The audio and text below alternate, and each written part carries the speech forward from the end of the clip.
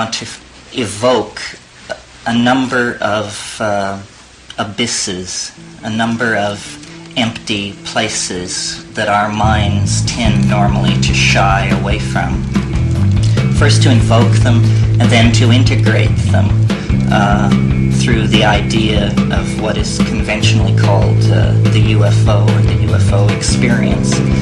These abysses are basically four embedded in a fifth. The four are the biological abyss that is represented by death and dying, that is the central crisis of every individual existence.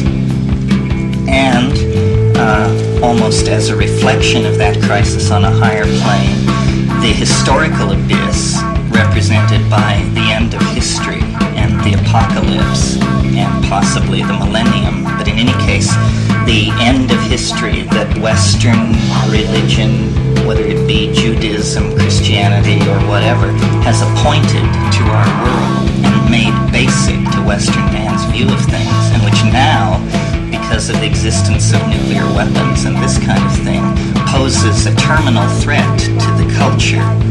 So, two abysses, the biological and the historical, the latter being symbolized in the apocalyptic crisis.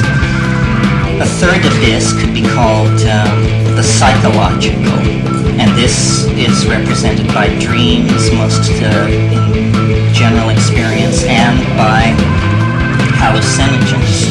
It is this casting off from the moorings of the ego, making the night sea journey into the other, and being at the mercy of, call it the collective unconscious, the overmind of the species, what have you.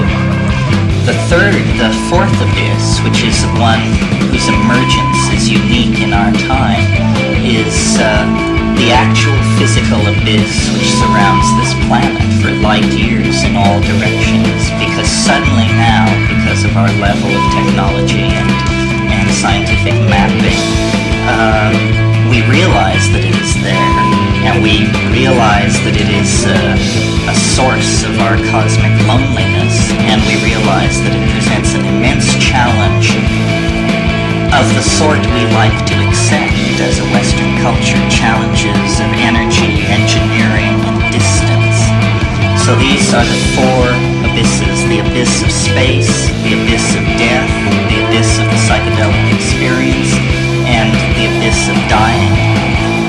And these four general categories have to be seen embedded in a somewhat subtler kind of abyss, which is the abyss of the unspeakable.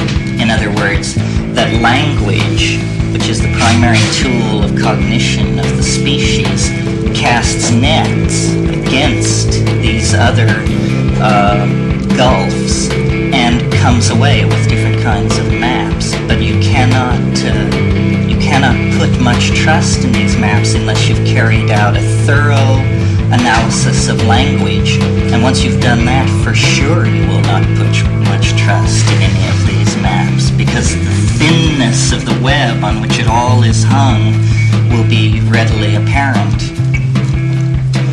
Okay.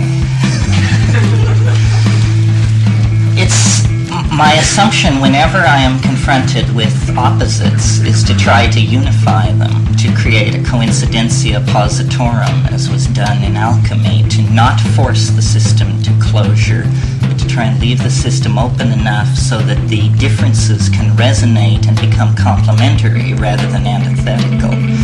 So I would like to unify here not two dualisms, but these four oppose, these pairs. You could think of them as the quadripartite elements of the kind of mandala.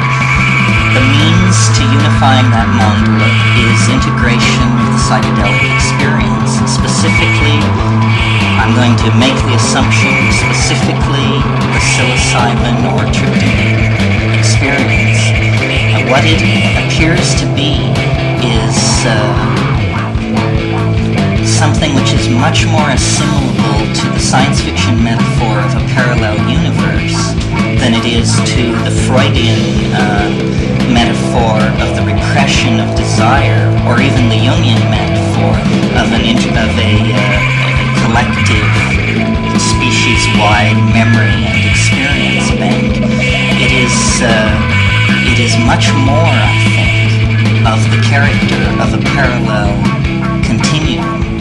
And in order to erect the intellectual edifice of the past 1,000 years, this possibility has had to be ignored, much in the way that you would apply Occam's razor to a situation and just say, well, we will not admit the more complex phenomenon because we should form a theory that is true to the simplest phenomena first and then build out from it. And this has worked in a demonic kind of way